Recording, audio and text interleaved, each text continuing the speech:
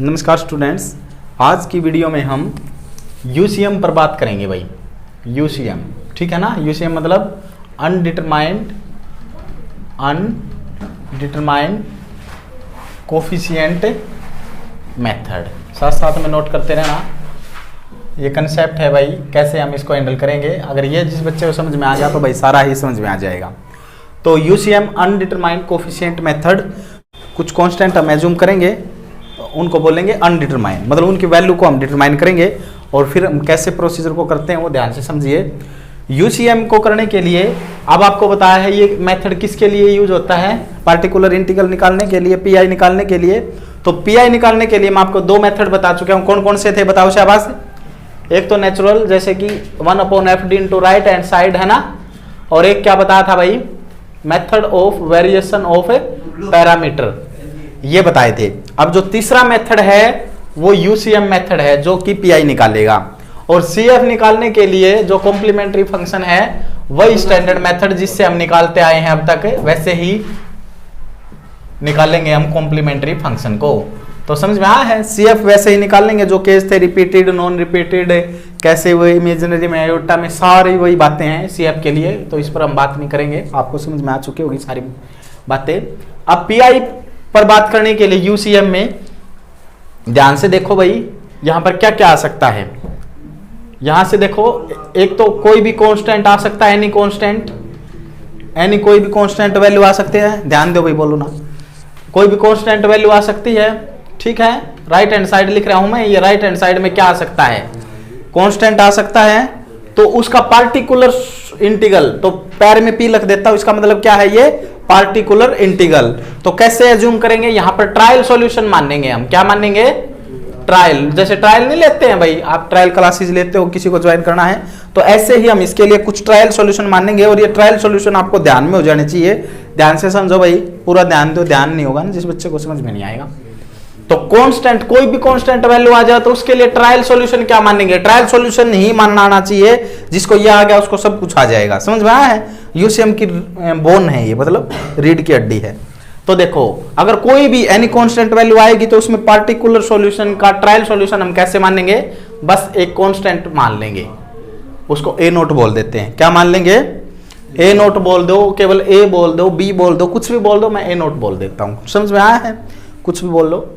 अब दूसरे नंबर पर राइट हैंड साइड में, राइट हैंड साइड समझ रहे हो ना, यहां पर जो राइट हैंड साइड आती है उसमें ई की ए एक्स आ जाए, क्या आ जाए, एक्सपोनेंशियल फंक्शन आ जाए। तो कैसे मानेंगे ट्रायल सॉल्यूशन को, शाबाश बताओ। तो कभी भी ई की ए एक्स आ जाता है तो बस एक कांस्टेंट मिल जाएगा इसको, वो भी मैं पहला कांस्टेंट तो a0, दूसरा कांस्टेंट तो a1, ऐसे मान लेंगे। बता कोई दिक्कत है, ए नोट क्या है, कोई कांस्टेंट है। अगर आपको इससे दिक्कत है तो आप ए के कुछ भी मान सकते हैं। अब बताइए भाई, तीसरे नंबर पर ध्यान से बताओ, तीसरे नंबर पर मान लो x की पावर n आ जाए, x की पावर n, मतलब कोई भी पावर। तो इसके लिए पार्टिकुलर सॉल्यूशन कैसे मानेंगे, ध्यान से समझे।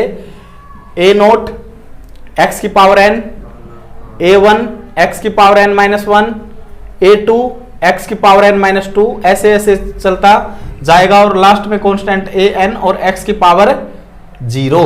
मतलब इससे क्या समझाना चाह रहा हूं, इससे ऐसे बोल सकता हूं, x क्यूब में समझो, मतलब कोई भी पावर आ सकती है, कोई पावर आ सकती है, ध्यान से समझो। तो x क्यूब के लिए देखो क्या मानेंगे, ये इसी का जनरलाइज रूप है, ये मैंने n में बता दिया, तो अब 3 में ध्यान से समझो भाई, एक बार बोलो ना, पूरा ध्यान दो। x क्यूब में क्या हो जाएगा, देखो a नोट x की power cube, a1 x square, a2 x और प्लस में a3। मतलब समझ में आया है क्या कर रहा हूं मैं। अगर पावर आ जाए ना, उस पावर को लिखो और बिल्कुल 0 तक आओ, मतलब x की पावर 0 तक, तो 3 2 1 और 0, और साथ में कांस्टेंट ऐड करते चलो। समझ में आया है, समझ में आया। तो एक्स स्क्वायर के लिए बताओ कैसे मानेंगे पार्टिकुलर सॉल्यूशन, बताओ शाबाश बताओ। A naught X square, a2 x की पावर 0 लिखे या ना लिखे, x के लिए मान सकते हैं अगर x आ जाएगा, क्या ए नोट x, हाँ शाबाश, a1 x की 0। तो मतलब क्या करना है, जो पावर है उस पावर से लगकर बिल्कुल लोवेस्ट पावर तक जाना, 0 तक। ऐसे हम एज्यूम करते हैं। बताओ समझ में आया है?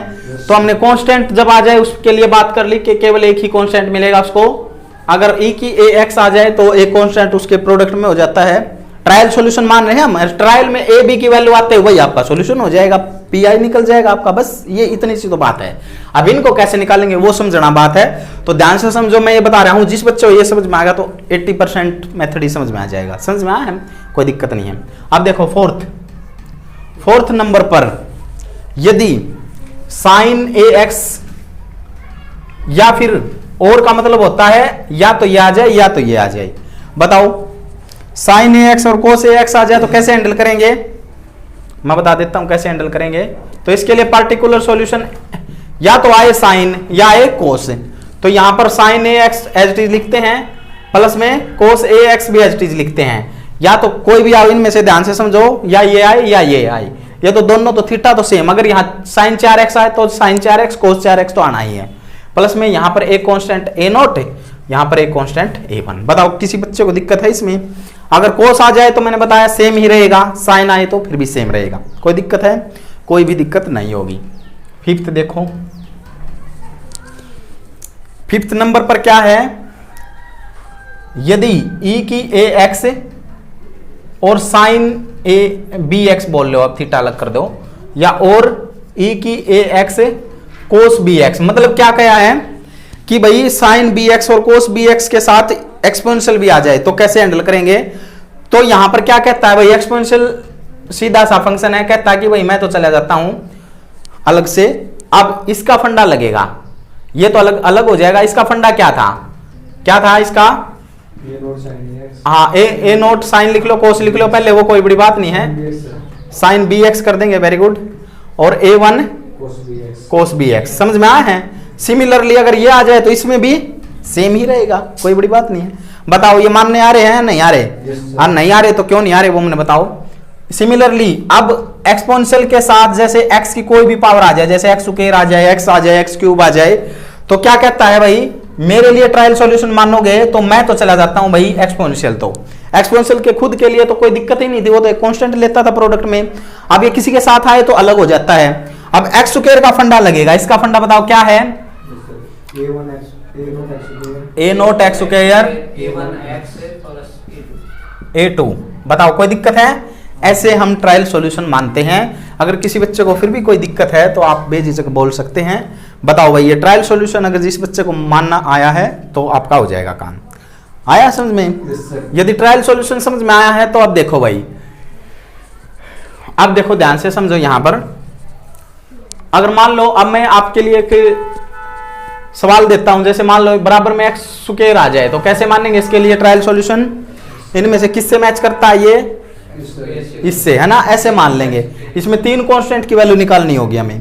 इतनी बात समझ में आई? इतना एक स्टेप समझ में आ गया आपको, अगर ये बात समझ में आ गई तो। और दूसरे स्टेप में ये वैल्यू निकालते पी आई आ जाएगा। सी एफ तो आपको पहले ही आता है, समझ में आया? मेरे ख्याल से तो आपको फर्स्ट स्टेप तो सी एफ मानना चाहिए, वो तो स्टेप ही नहीं है, आपको आता है अच्छी तरह से। तो मैन ये ट्रायल सॉल्यूशन जिस बच्चे को आ गया भाई मानना, फिर उसको कोई दिक्कत नहीं आनी।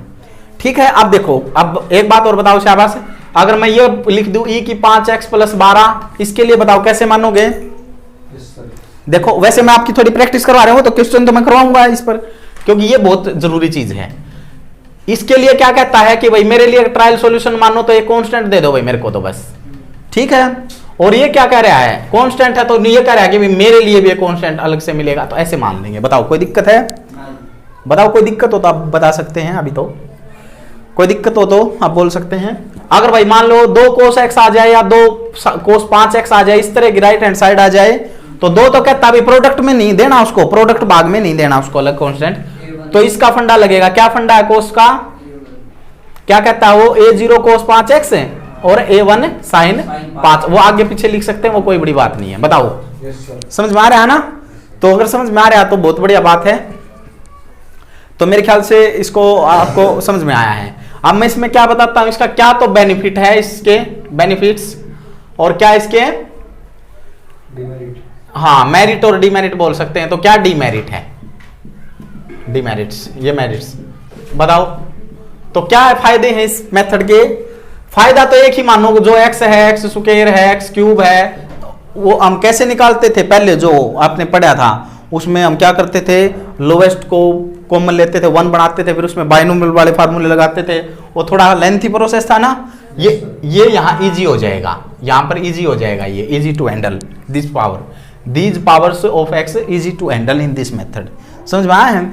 और क्या है डीमेरिट, क्या है डीमेरिट, ये है आपने कितनी साइड पढ़ी थी, वहां बहुत सारी राइट हैंड साइड पढ़ी थी, कम से कम जितनी भी 15-16 या उससे भी ज्यादा हो तो बहुत सारी पढ़ी थी या नहीं पढ़ी थी, लेकिन यहां तो आप 6-7 पढ़ रहे हो, ये भी डीमेरिट है ना इसकी, सबको हैंडल नहीं कर पाता, तो it can not handle all right hand side. समझ में आया है, क्या है भाई, it can not handle all right hand side, सभी राइट हैंड साइड को ये हैंडल नहीं कर सकता, कुछ ही स्पेसिफिक्स हैं जिनको ये हैंडल कर पाएगा। बताओ कोई दिक्कत है किसी बच्चे को। एक डिमेरिट और है कि भाई जैसे वेरिएशन ऑफ पैरामीटर में क्या बताया था कि सब राइट हैंड साइड के लिए एक ही फार्मूला था, वो उसके बढ़िया बेनिफिट था, लेकिन यहां पर क्या है जितने भी हैं उनके लिए आपको ट्रायल सॉल्यूशन मानना पड़ रहा है, अलग से ट्रायल सॉल्यूशन आपको एज्यूम करना पड़ेगा, तो काम बढ़ रहा है ना, हमें ध्यान रखना पड़ेगा इसके लिए कैसे। तो ये बेनिफिट है, ये थोड़ी डीमेरिट है, और बेनिफिट एक ही है, बस इनको हैंडल इजी कर सकता है।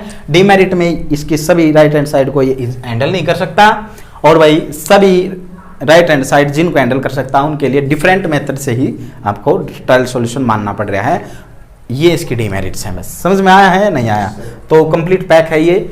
इसको हम क्या बोल सकते हैं, बेसिक बोल सकते हैं। अब इस बेसिक से मैं एक क्वेश्चन करवाता हूं, और उस क्वेश्चन में फिर हम आपको केस ऑफ फेलियर को कैसे हैंडल किया जाता है, तो एक केस ऑफ फेलियर को कैसे हैंडल किया जाएगा उस पर क्वेश्चन, और एक सिंपल क्वेश्चन, 2 या 3 मैक्सिमम 4, इससे ऊपर कुछ नहीं, इससे ऊपर आप करेंगे जो करेंगे आपका हो जाएगा। और फिर भी कोई दिक्कत आए तो आप बेझिझक कमेंट बॉक्स में लिख सकते हैं। अब एक क्वेश्चन देखिए इस पर।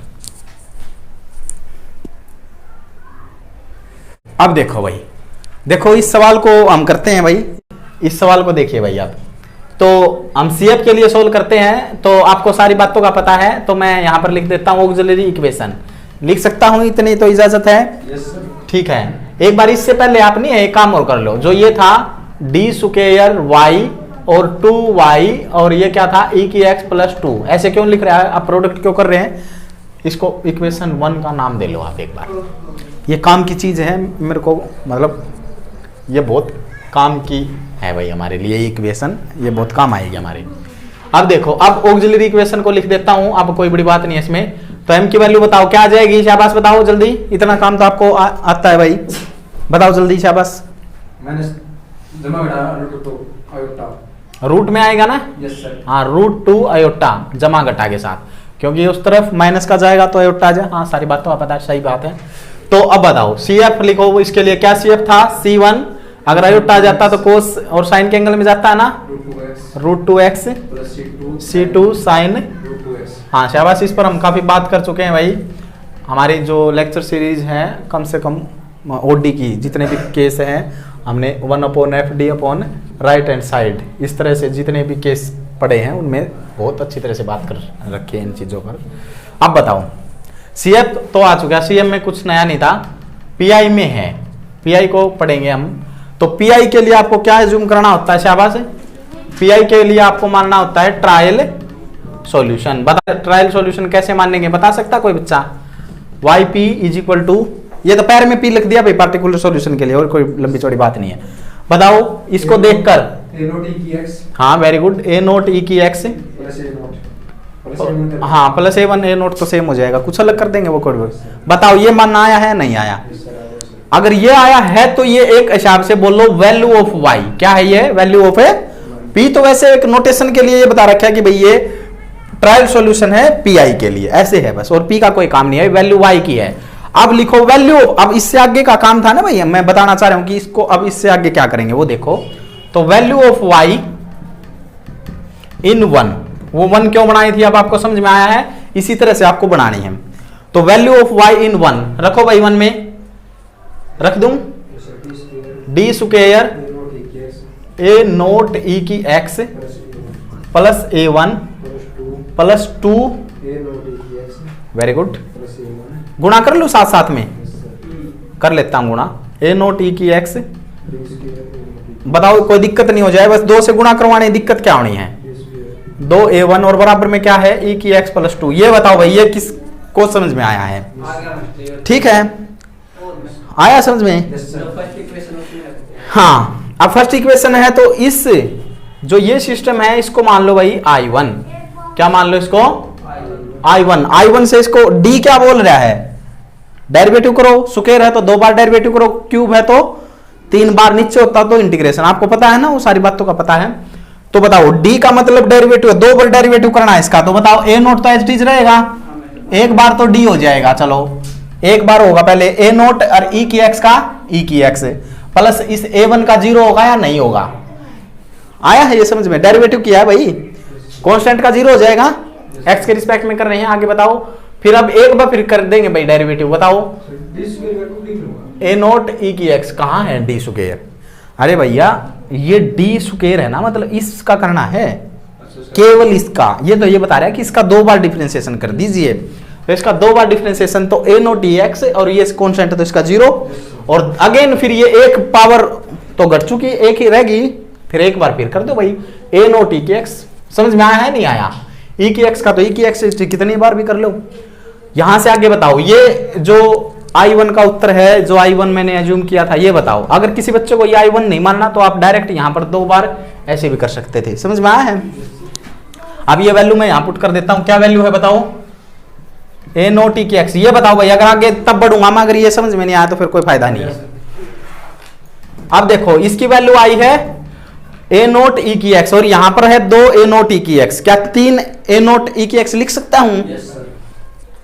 ठीक है, हाँ इतना साफ तो देना पड़ेगा भाई आपको, देखो नहीं तो फिर ज्यादा हो जाएगा, काम लेंथी हो जाएगा, और तो क्या है E की x प्लस 2। अब बताओ, अब करना है कंपेयरिंग लाइक टर्म्स, कंपेयरिंग, हाँ क्या करना है अब, लाइक टर्म्स कैसे, मतलब एक्स स्क्वायर वाली टर्म के कोफिशिएंट कंपेयरिंग करो, एक्स वाले कांस्टेंट वाले अलग, जैसे अब यहां कर देता हूं, हाँ E की x वाली टर्म कौन है, एक ही है, तो ये क्या 3A नोट बराबर 1, हाँ वेरी गुड, कुछ नहीं है तो 1 है, एक तो ये आ जाएगा, और बताओ दूसरा 2A1 कांस्टेंट, 2A1 कांस्टेंट और इस तरफ ये है, तो A1 की वैल्यू 1 आ गई और A नोट की वैल्यू 1/3। यहां तक बताओ भाई, किस बच्चे को कोई दिक्कत हो तो बात कर सकता है, बताओ यहां तक कोई दिक्कत नहीं है। तो अब ये जो था ट्रायल सॉल्यूशन, इसको मान लो भाई इक्वेशन नंबर 2, तो value of A note and 1 A1 in equation 2, भाई इतना सा काम करना है, आपका PI आ गया भाई, लिख दो PI को मैंने एक हिसाब से YP बोला है, तो वो बताओ क्या आएगा, A नोट की वैल्यू 1/3 E की x प्लस A1 की वैल्यू 1, ये आ गया भाई आपका PI। और कंप्लीट सॉल्यूशन क्या होता है, CF प्लस PI, वो आपको पता ही है, CF आपका जो आया है उसको जमा दे और PI, इतना आपको काम करना है, आपका क्वेश्चन हो जाएगा। बताओ किसी बच्चे को दिक्कत हो तो बताओ भाई, आ गया समझ में, कोई दिक्कत तो नहीं है? अगर मान लो अब ये तो कोई बड़ी बात नहीं है, अब केवल कांस्टेंट दे देता, आपका काम घटा दिया भाई, बिल्कुल एक ही कांस्टेंट की वैल्यू निकालनी थी, समझ में आया ना? देख पा रहे होगे भाई कैसे हो रहा है सवाल? ठीक है, अभी एक सवाल और लेता हूं, कोई दिक्कत नहीं है। हाँ वैसे और कोई बात नहीं है, प्लस में एक्स स्क्वायर कर दे, प्लस में कोस एक्स कर दे, कोई बात नहीं, मैं एक एक्स स्क्वायर का करवा देता हूँ, कोस का करवा देता हूँ, इसके आगे कोई गुणा में कर दे, उससे कोई दिक्कत होनी है, उससे कोई दिक्कत नहीं होनी, ठीक है ना? बताओ ऐसे प्लस प्लस में करके कितनी भी बढ़ा लो भाई वैसे तो रकम को। अब ये देखो इस एक्स स्क्वायर का अलग करवा देता हूं, इसका अलग, और फिर ये आ जाएगा तो I1 I2 ऐसे मान के हम कर देंगे, इसको तो कोई बड़ी बात नहीं है। तो फिलहाल मैं एक और 2-3 क्वेश्चन और करवाऊंगा, फिलहाल आप इसको नोट कीजिए, कोई दिक्कत हो तो बता दीजिए। देखो भाई अब नेक्स्ट क्वेश्चन को देखिए, इसके लिए देखो अब एक जो क्वेश्चन हमने करवाया है उसमें कोई केस ऑफ फेलियर का चांस ही नहीं था। ऐसा मैं क्यों कह रहा हूं भाई, चांस ही नहीं था, उसमें केस ऑफ फेलियर कभी भी नहीं आ सकता, ठीक है? क्यों नहीं आ सकता वो बताऊंगा। एक बार CF बताइए पिछले क्वेश्चन का, अगर आपने किया हो तो साथ साथ में नोट, C1 cos √2x और प्लस C2 sin √2x, और PI क्या था इसका ना, ट्रायल सॉल्यूशन क्या था इसका पता है ना? 1/3 हाँ 1/3 नहीं, वैसे सिंपल मानना था जो मैंने, A नोट E की x प्लस A1, ये मानना था ना, ये ट्रायल सॉल्यूशन था। अब मैं क्या कह रहा हूं, इससे डिसाइड होता और इससे डिसाइड होता कि केस ऑफ फेलियर इसमें आएगा या नहीं आएगा, तो आपको दूरदर्शी बना दे, ठीक है ना? दूरदर्शी का मतलब समझते हो कि भाई आप दूर से देख के बता देंगे कि ये क्या होना है इसका, केस ऑफ फेलियर आएगा या नहीं आएगा? कमाल की बात है, बता देते हैं। देखो सीएफ में क्या है, सीएफ और पीआई की टर्म मिलनी नहीं चाहिए आपस में। मिलनी मतलब कैसे? ई की एक्स की कोई भी टर्म उसमें नहीं होनी चाहिए। है उसमें कोई? ठीक है, इसको कोई दिक्कत नहीं। और कोई कांस्टेंट टर्म, केवल कांस्टेंट टर्म उसमें नहीं होनी चाहिए, ऐसे a1 प्लस a2 ऐसे है उसमें, ऐसा नहीं है। तो इसमें केस ऑफ फेलियर कभी नहीं आएगा। बताओ कोई दिक्कत है? हाँ, अगर यहां भी कोस की टर्म चल रही है और वहां भी कोस की, तो फिर केस ऑफ फेलियर आएगा। ठीक है, तो इसलिए इसमें केस ऑफ फेलियर नहीं आएगा। और केस ऑफ फेलियर जिसमें आएगा वो मैं करवाऊंगा क्वेश्चन, तब और भी क्लियर हो जाएगा। तो बताओ D square Y 3dy plus 2y बराबर 4x स्क्वायर, और इसको बोलते हैं इक्वेशन नंबर 1। ये बताओ किसी को, बच्चे को कोई दिक्कत हो, कहीं इसी में दिक्कत हो भाई पुट करने में, तो कल्याण हो जाएगा आपका। समझ में आया? सेकंड डेरिवेटिव और y, भाई फर्स्ट डेरिवेटिव y और केवल y। अब देखो इसके ऑक्सिलरी इक्वेशन क्या करते हैं, जो भी है उसमें हम पुट करते हैं, सिंबॉलिक फॉर्म में हम पुट करते हैं 0 के बराबर। तो m स्क्वायर 3m प्लस 2। बताओ भाई इसके रूट बताओ। हाँ, गुणा करें तो 2 आए, जोड़ा घटाए -3 आए, तो ये बनेंगे ना। यहाँ 1 है तो डायरेक्ट पुट कर सकता हूं -1, m-1 m-2, तो m की वैल्यू 2 1 2 आ जाएगी या नहीं आ जाएगी? CF को लिख दूं भाई जल्दी से, C1 e की x, C2 e की 2x, नॉन रिपीटेड है वैल्यू m की। अब देखो CF आया है, तो अब इसमें PI में ही बात होती है, ट्रायल सॉल्यूशन मानना होता है। क्या मानना होता है? बताओ भाई, ट्रायल सॉल्यूशन आप बताओ कैसे मानेंगे? 4 a0x स्क्वायर, 4 तो बाहर पड़ा रहेगा भाई, a1x a2 x की 0। हाँ, ये कैसे पता चला भाई, कैसे ज्ञान हुआ मेरे को? इससे ज्ञान हुआ है। समझ में आया है ना? कोई दिक्कत नहीं है ना, मैं डिस्कस कर चुका हूं इन बातों पर। तो यहां तक देखो। अब एक बात देखो, अब यहां से एक बात देखो, क्या इसमें कभी x स्क्वायर वाली टर्म है? इसमें x वाली है और कांस्टेंट भी नहीं है, तो क्या लिखोगे?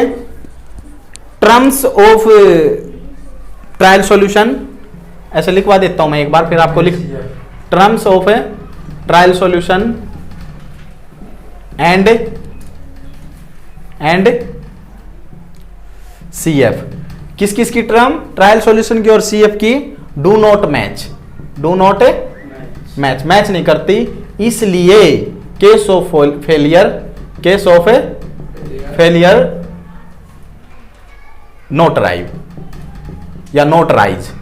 केस ऑफ फेलियर अराइज ही नहीं होगा, आएगा ही नहीं, ऐसे लिख दो। समझ में आओ? बताओ कोई दिक्कत है? ये बात लिख दोगे या नहीं लिख दोगे? अगर मैच हो जाए तो लिखेंगे भाई term of trial solution and CF match, इसलिए case of failure will come, ऐसे लिख सकते हो। हाँ, कुछ भी अपने लैंग्वेज में लिखना भाई, ठीक है ना। अब आपका कोई ग्रामर नहीं देखा जाएगा यहाँ पर। बताओ कोई दिक्कत है? कोई दिक्कत नहीं है तो बताओ भाई। और उसको फिर कैसे दूर करते हैं हम बताएंगे आपको। देखो फिलहाल यहाँ भटकते नहीं अब टॉपिक से, अब यहाँ आगे आ जाओ। क्या करना है अब हमें? हाँ, ये जो वैल्यू है y की, क्या मैं इस 4 को मुक्त कर सकता हूं? मुक्त का मतलब गुणा कर लेंगे भाई, और मुक्त को अब यहां भेजेंगे तो किसको? हाँ, वो कोई दिक्कत नहीं है, वैसे मैं इसको अंदर गुणा करवा लेता हूं। तो अब वैल्यू ऑफ y इन 1 लिख लोगे ना? ऐसा काम लिखो जल्दी, बता दियो भाई, कोई दिक्कत हो तो। कोई दिक्कत हो ना तो आप ही बताओगे, मैं नहीं बताऊंगा। ये डी स्क्वायर है, बताओ किसी बच्चे को दिक्कत हो तो। देखो डी स्क्वायर वाई आ रहा है समझ में? हाँ, डी ऐसे आ जाएगा 3D। हाँ जी बताओ, वाई की वैल्यू बताओ, रख दूं? इस 3 का कल्याण कर दूं? पड़ा रहेगा, बाहर छोड़ दो हमें, क्या है भाई इसका, वो तो बाद में गुणा हो जाएगी, बात बराबर है। यहां तक बताओ भाई, किसी बच्चे को कोई प्रॉब्लम हो? अभी प्रॉब्लम मुझे है, मैं वैल्यू पुट करने लग रहा हूं, अभी गुणा करवा दूं? 8 मैं गुणा भी करवाऊंगा साथ साथ में 2 की। 8 a नोट x स्क्वायर बोल लो भाई, 8 a1x कुछ 8 a2, बताओ कोई दिक्कत है? और यहाँ 4x स्क्वायर। हाँ, किसी बच्चे को कोई अपने लेवल पर अगर कोई दिक्कत आ जाए सवाल में तो आप देख सकते हैं भाई, ठीक है। ऐसे कोई दिक्कत आने नहीं देंगे, हम कोशिश करेंगे। तो 2 बार डेरिवेटिव करेंगे भाई, बताओ। एक बार मैं इरेज कर लेता हूं, ये आपको लिख लिया हुआ भाई आपने, मैंने बताया था, ठीक है ना। ये टर्म है, आपको समझ में आ जानी चाहिए।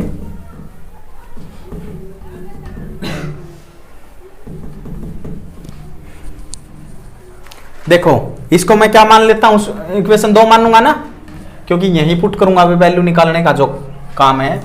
एक बार बताओ भाई, अब क्या करना है मेरे को, सोल्व करना है या नहीं करना है? कर दो सोल्व। बस एक बार इसका 2 बार डेरिवेटिव करो, बताओ। मैं कर लेता हूं जल्दी से। हाँ, तो एक बार डेरिवेटिव का चिन्ह रहेगा, बताओ क्या हो जाएगा? 4a0, ये तो कांस्टेंट है सर। हाँ, 8a0x हो जाएगा, ये हो जाएगा 4a1, आगे वाले का 0 भाई। समझ में आया है ना? इसको i1 मान लेता हूं मैं, फिर i1 i2 की वैल्यू पुट कर देता हूं। इसको इसको i2 मान लेते हैं। आपको करो भाई इस तरह, मैं पहले i1 को सोल्व कर रहा हूं। बताओ जल्दी, एक बार और करना है इसका डायरेक्ट। बताओ क्या हो जाएगा? 8a0 तो कांस्टेंट है, तो 8a0 और फिर 8a0 आया है भाई इसका। बताओ कोई दिक्कत है? अगले का 0 हो जाएगा, कांस्टेंट टर्म है। अब हम i2 को सोल्व करते हैं। i2 को जल्दी से ऐसे सोल्व कर लिया करो अलग से, ठीक है ना। बताओ इसको कैसे सोल्व करेंगे? एक बार डेरिवेटिव करना है इस टर्म का। 8a0x 4a1, बता दो भाई कोई दिक्कत हो तो। अगले का 0, समझ में आया है? इसका भी 8a0 हो गया सर ना, दोबारा नहीं करना, एक बार ही है। देखो हाँ सर, इसका हाँ, तो इसमें देखो अब इसकी वैल्यू आई है जो 8a0, तो यहाँ है भाई। आगे क्या है? देखो 8a0 ये वैल्यू आई है, और एक i2 जो मानना है, उस i2 के बाद 3 भी है। देखो 3 है या नहीं है? तो 3 से गुणा कर लेंगे, वो क्या बात है? 8 या 24 a0x प्लस 12a1। बता दो भाई कोई दिक्कत हो तो। यहाँ तक आ चुका मैं। अब इसको एज इट इज लिख दो। 8a0x²। ध्यान से समझो, ऐसे कैलकुलेशन ही है इसमें, और मेथड में कुछ नहीं है। 8a2 is equal to 4x²। अब देखो ध्यान से, अब काम है भाई समझने का थोड़ा सा। अब यहां पर देखो, यहां तक समझ में आ चुका है ना? यहां तक समझ में आया है तो पहले देखो x² वाली टर्म कौन कौन सी है इसमें? x² की टर्म एक ही है शायद मेरे ख्याल से। तो कंपेयरिंग लाइक टर्म्स ऐसे लिखो। क्या करेंगे? Comparing like terms. हाँ भाई, कहां पर है माइनस? हाँ सही बात कहो भाई। देखो ये 3 है ना, तो ये माइनस का 3 था भाई, कोई बात नहीं, इसको अभी ठीक कर देंगे हम। मेरी बात सुनो, ये तो 8a0 है भाई, ये तो ठीक है। ये 3 के साथ गुणा कर गया था ना मैं, यहाँ प्लस के साथ, ये सारे माइनस के साथ होंगे ना, तो ये क्या हो जाएगा? माइनस का, बताओ शाबाश। हाँ ना, कोई भी दिक्कत नहीं, गलत नहीं हुआ। ये बताओ, ये ठीक कर दो इसने, मैं -3 तक कर दो, -24 हो जाएगा। इतना 24 और -12 कर दो सर, और बाकी ठीक है। ये माइनस का 12 हो जाएगा, कोई दिक्कत नहीं है। हाँ मैं यही बोल रहा हूँ, थोड़ा ध्यान एक्टिव रहो भाई। कोई दिक्कत हो तो आप बताओ। ये यहाँ तक समझ में आया है? यहाँ तक अगर समझ में आया तो आगे चलो। अब कंपेयरिंग लाइक टर्म्स, x² वाली टर्म देखो एक ही है या और भी है? और होती तो सबको कॉमन करके ऐसे देखो, सबको कॉमन कर लेता, यहाँ x² ऐसे कर लेता। अब फिलहाल एक ही है, तो बताओ। 8a0 बराबर 4 कहां से? x² का कोफिशिएंट है उस तरफ मौजूद। अगर नहीं होता तो क्या होता? 0 हो जाता। 0x² तो लिख सकते हैं भाई। तो a0 की वैल्यू बताओ। किसी बच्चे को कोई दिक्कत हो तो 1/2 आई है भाई हमारी। 1/2 आई है या 2 आई है? 1/2। आगे बताओ फिर। ये आगे बताओ, x वाली टर्म कौन कौन सी है भाई? एक तो ये है और एक ये है, बताओ। 8a1 -24a0, और है कोई x की टर्म? 2 है ना x, और यहाँ कोई x की टर्म है या नहीं है? 0x हो सकते हैं। हाँ 0, तो फिर ये x हट जाएगा। बताओ अब इसमें वैल्यू किसकी है हमारे पास? a0 की है या नहीं है? तो 8a1 -24a0 की वैल्यू बताओ। 1/2 बराबर 0, तो ये 12 हो जाएगा। a1 की वैल्यू बताओ भाई कितनी आएगी? 12 और बटे में 8, कितना हो जाएगा? 3 पर काट लो, 4 से कर लो। 4 × 12, 4 दूनी 8। बताओ 3/2 आया है या नहीं आया आपका? 3/2 आने के बाद इसी तरह से वैल्यू निकालनी है, और कोई मंत्र नहीं पढ़ने इसमें। अब कांस्टेंट देखो, बिल्कुल कांस्टेंट मतलब जिसके साथ एक्स ही ना हो। बताओ कौन सी टर्म है वे? एक तो 8A नोट है, 12A1 है, और बताओ, और एक ये है बस, है ना? बता दो भाई। और बराबर में 0 के हो जाएगी। अब A नोट की वैल्यू आपके पास क्या है? 1/2 है ना? 1/2 यहां रखूंगा तो 4 हो जाएगा, नहीं हो जाएगा? A1 की वैल्यू क्या है? 12 इंटू 3/2 रखूंगा तो 18 हो जाएगा। 8A2 की वैल्यू बताओ। निकालनी है, निकाल दें, सही बात है। 0। अब बताओ ये कितना हो जाएगा? माइनस का 14। 8A2 और ये माइनस का 14, उस तरफ प्लस का 14। A2 की वैल्यू बताओ 14/8। तो 2 से 14, 2 चौके 8, 7/4 आई है, नहीं आई? सारी वैल्यू यहाँ जमा दे भाई, जमा दो वैल्यू। Yes sir. कहाँ रखें अभी? ये यहाँ करता हूँ मैं इसको, कोई बात नहीं। Values of A0, A1, A2 इन 2 रख दो भाई। तो बताओ YP क्या बनेगा आपका? 4 है और इसकी वैल्यू क्या आई है? 1/2 आई है ना? 2x square. सीधा लिख दो 2x स्क्वायर। इतना आप समझदार हो आप। 2x स्क्वायर आ जाएगा। आगे बताओ फिर प्लस में 4 है और A1 की वैल्यू 3/2, 6x। Very good. हाँ आगे बताओ फिर। प्लस 4 है और ये 7/4 है, 7x है या नहीं है? कुछ नहीं है। तो ये बताओ ये PI आया है आपका? तो CF plus PI complete solution. आप लिखने में कोई दिक्कत है भाई? जब अब नहीं इतनी दिक्कत कर देते तो आप इतनी दिक्कत तो कर सकते हैं हमारे लिए। ठीक है, अब बताओ भाई ऐसे आपने लिखना है। देखो कोई भी बड़ी बात नहीं है, मेरे अकॉर्डिंग तो कोई बड़ी बात नहीं है भाई। आपको बड़ी बात लगती हो तो बताओ, इसमें कुछ नहीं है, बस कैलकुलेशन है, सिंपल मेथड, बिल्कुल आसान है। ठीक है, कांस्टेंट की वैल्यू आपने निकाल लेनी है और पुट कर देनी है भाई। ट्रायल सॉल्यूशन जिस बच्चे को मानना आ गया, सब कुछ मानना आ गया, मैंने पहले बताया था। क्या करना होता है? ट्रायल सॉल्यूशन मानते जो डिफरेंशियल इक्वेशन होती है उसको सिंबलिक फॉर्म में लिखने के बाद उसी में पुट कर देते हैं वो वैल्यू, और फिर जो डेरिवेटिव कह रहा है उतनी बार डेरिवेटिव कर देते हैं। फिर यहाँ इक्वेशन बन जाती है, कंपेयरिंग कर लेते हैं, वैल्यूज निकाल लेते हैं। अब चाहे कितने भी सवाल कर लो भाई, इसके लाख करोड़ अरब खरब कितने भी करो, समझ में आया है ना? एक समझ में आया तो सब कुछ समझ में आएगा, और नहीं समझ में आने वाले को तो भाई कुछ समझ में नहीं आएगा। बताओ कोई दिक्कत है? अब एक टर्म कल मतलब आपको एक केस ऑफ फेलियर से और हम आपको बताना चाहते हैं। 1-2 सवाल और लेंगे, फिर इसके बाद खत्म करेंगे। ये बताओ समझ में आया है या नहीं? अगर कोई दिक्कत हो तो आप बता सकते हैं। पढ़ते रहें, स्वस्थ रहें। जय हिंद, जय भारत।